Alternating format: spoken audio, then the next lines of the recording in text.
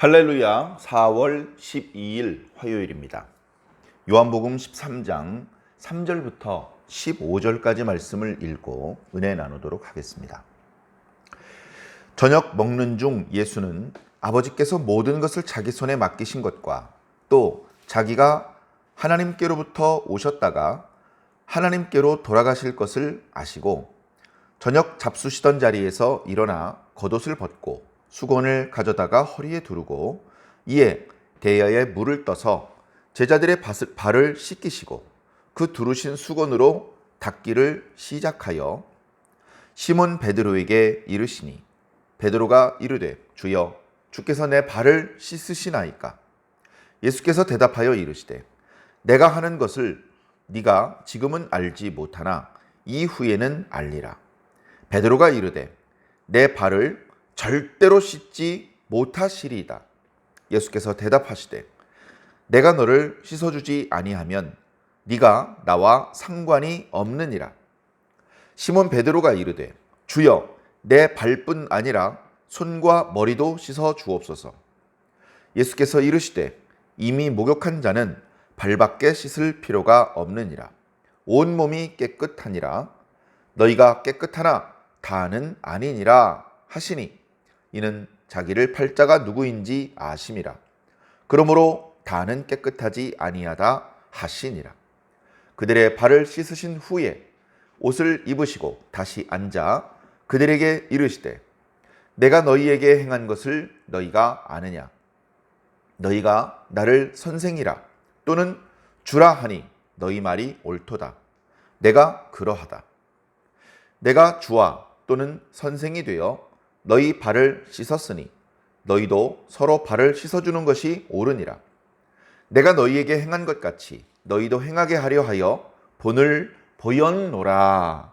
아멘.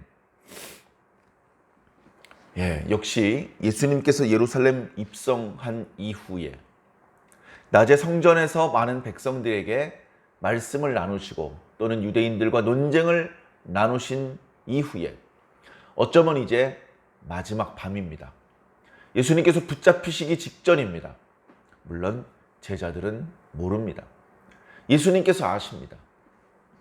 이 요한복음의 말씀은 우리가 얼른 이해가 잘 안 될 수도 있습니다. 저는 그랬습니다. 왜냐하면 예수님은 하나님의 아들이다. 하나님과 똑같이 전지전능하신 분이다.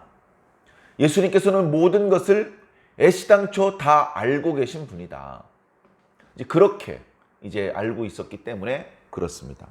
그러나 그렇게 무슨 기계적으로 예수님께서 이미 알고 계시고 그런 게 아니라는 것이죠. 예수님께서는 우리와 똑같은 인간이셨습니다. 예수님께서 언제부터 전지전능해지셨죠? 6살 때부터인가요? 12살 때부터인가요? 아니면 세례 요한의 세례를 받는 날부터인가요? 예수님께서 오늘 말씀에 아셨다고 하는 그 내용을 세례자 요한에게 세례를 받던 날부터 알고 계셨을까요? 그렇지 않습니다. 처음부터 모든 것을 다 알고 계셨던 것도 아니고 처음부터 모든 것을 하나님께서 미리 알려주신 것도 아닙니다. 어느 순간인지 알지 못하게 예수님께서 느끼셨고 깨달으신 것입니다. 우리가 잘 아는 것처럼 예수님께서 어렸을 때에 그야말로 우리와 똑같은 모습이었습니다. 똑같이 생기셨고 말하는 거나 행동하는 것도 크게 다르지 않았습니다. 어렸을 때부터 이야기를 하실 때 음성이 산신령 음성처럼 에코가 막 깔리고 그럴 리가 없지 않습니까? 예수님도 다른 유대인 꼬맹이들과 똑같이 어울려서 놀았고 다른 유대인 어린이들과 마찬가지로 토라에 대한 교육을 받았습니다. 그리고 다른 유대인들과 마찬가지로 정해진 나이가 되었을 때에 성년식을 했지요. 오히려 다른 유대인들보다 더 가난하셨고 부친이 일찍 돌아가셨기 때문에 소년 가장의 역할을 하셔야 했기 때문에 힘든 시간들을 보내셨습니다. 다른 동년배들보다 손에 굳은 살이 더 많으셨죠. 자, 그런데 그런 예수님께서 말씀을 읽고 또는 말씀을 들을 때 그 말씀이 자기 자신에 대한 예언이라는 말씀이라는 것을 조금씩 느끼고 깨닫기 시작을 했습니다. 조금씩 한꺼번에 주신 것이 아니고, 물론 어떤 순간에는 한꺼번에 많은 깨달음과 큰 감동이 올 때도 있으셨겠죠. 그래 어찌 보면 예수님의 어떤 그런 부분은 우리들과 유사한 부분이 많습니다. 우리도 처음부터 하나님의 말씀이 한꺼번에 다 깨달아진 게 아니잖아요. 하나하나 조금씩. 전에는 제대로 알지 못한 채로 읽고 지나갔고 듣고 넘어갔는데 어느 순간 그것들이 한꺼번에 깨달음으로 이렇게 다가올 때가 있지 않습니까? 하나님께서 주신 은혜죠. 예수님께도 바로 그 하나님의 은혜로 하나님의 말씀이 깨달아지신 것입니다. 하나님의 놀라우신 은혜에 대해서 우리가 다 알지 못하죠. 우리가 받는 것과 똑같은 크기, 똑같은 강도로 받으셨을 것은 아닌 것 같습니다. 더 강하게, 더 크게 하나님께서 역사해 주셨겠죠. 자, 그렇게 하나님께서는 예수님의 마음을 감동하셔서 갈릴리를 떠나 사마리아를 지나 유대에 오게 하셨고, 전에는 많은 사람들이, 심지어 자기 가족들이 뭐 돕는 것처럼 또는 비아냥거리는 것처럼, 아니 유명한 선지자가 6월절 같은 때 사람들 많이 모였을 때 예루살렘에서 예언을 해야지 인기를 얻을 텐데 시골 촌구석에서 뭐 하는 거냐고 그런 말을 듣기까지 하셨는데, 당신이 스스로 예루살렘에 가셨습니다. 당신이 스스로 성전에 올라가셨고 장사하는 사람들 엎으시고 또 거기서 말씀을 선포하셨습니다. 그리고서 하루하루가 지나면서 이제 당신이 받으실 고난에 대해서 마음속으로 느껴지는 것이죠. 그게 이제 제자들은 아직 안 느껴지는 겁니다.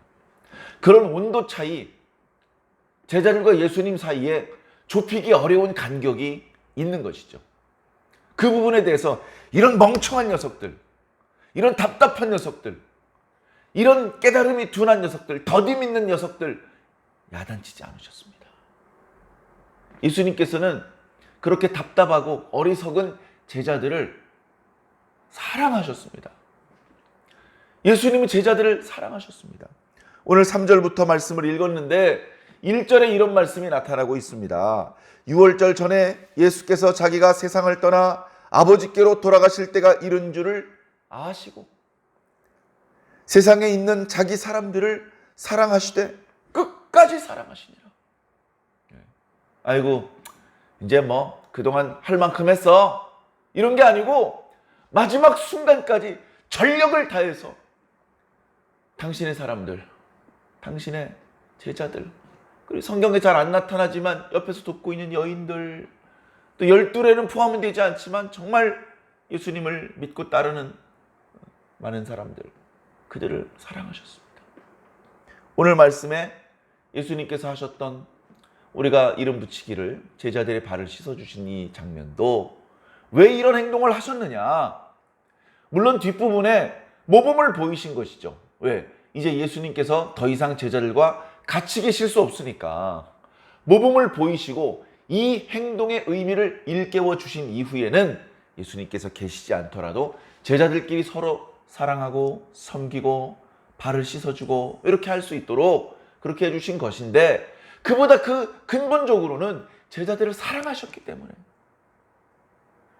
그 답답하고 어리석은 제자들을 너무나 뜨겁게 사랑하셨기 때문에, 내가 이 녀석들을 사랑하는데 생각해보니까 발도 한번 안 씻어줬네.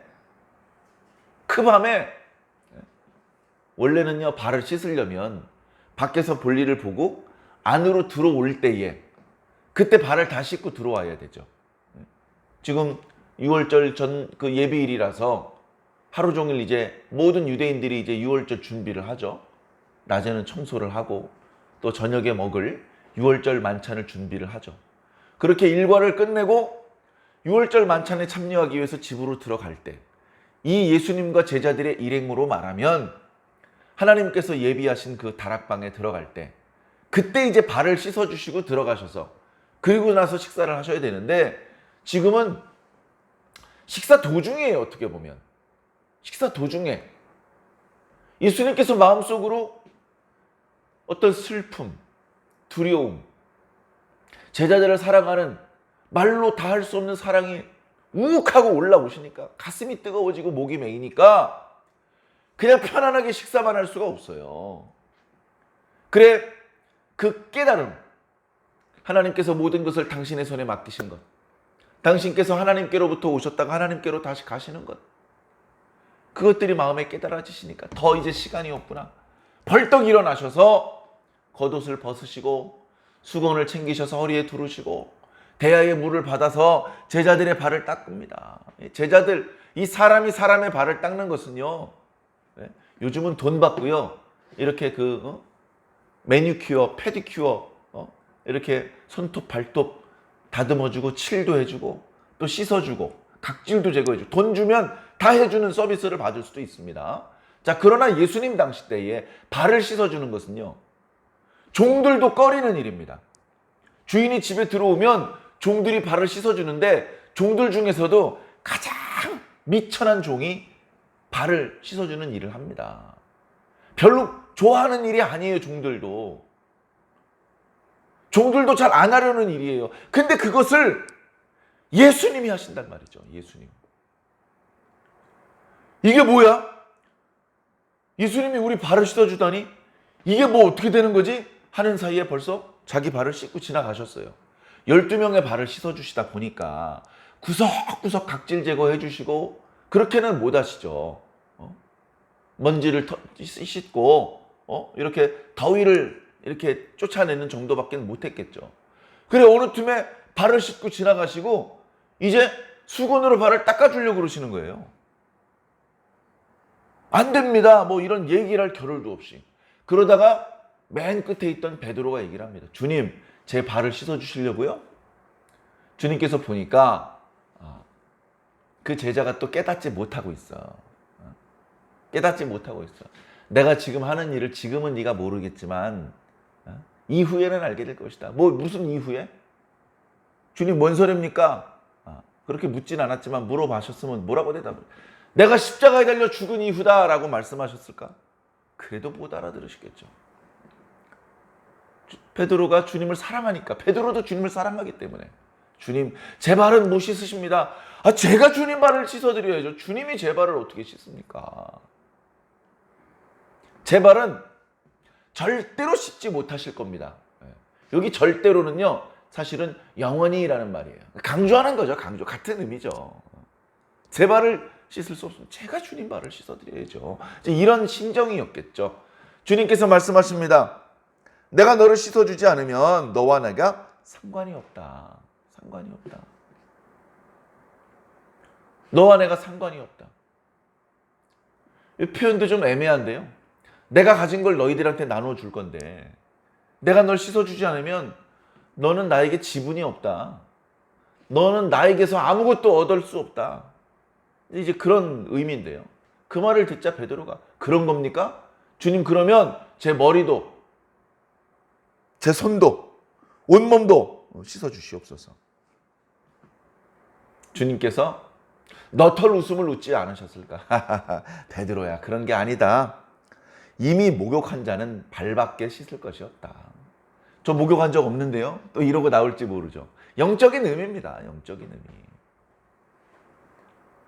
예수님의 제자들은 본인들도 모르게 성령의 은사, 성령의 능력, 성령의 은혜를 체험했습니다. 자기도 모르게 자기 죄가 씻어졌어요. 물론 죄가 씻음 받은 이후에도 또 죄의 더러움이 묻습니다. 그래서 발을 씻어야 되는 거예요. 머리부터 발끝까지 너는 이미 목욕을 했다. 무얼로? 성령의 기름으로. 그렇게 씻음 받았는데도 불구하고 발은 계속 먼지가 묻으니 발은 종종 씻어야 된다. 오늘 우리들도 마찬가지죠. 예수 그리스도 구주로 영접한 날 우리도 느끼지 못했지만 우리의 죄가 용서된 거예요. 근데 그걸로 완전히 끝났느냐? 아니요. 이 땅에 있는 동안에 계속해서 죄의 더러움이 우리에게 묻어요. 그러면 그 더러움이 우리 속으로 파고들기 전에 씻어내야 됩니다. 뭘로 씻을 수 있을까요?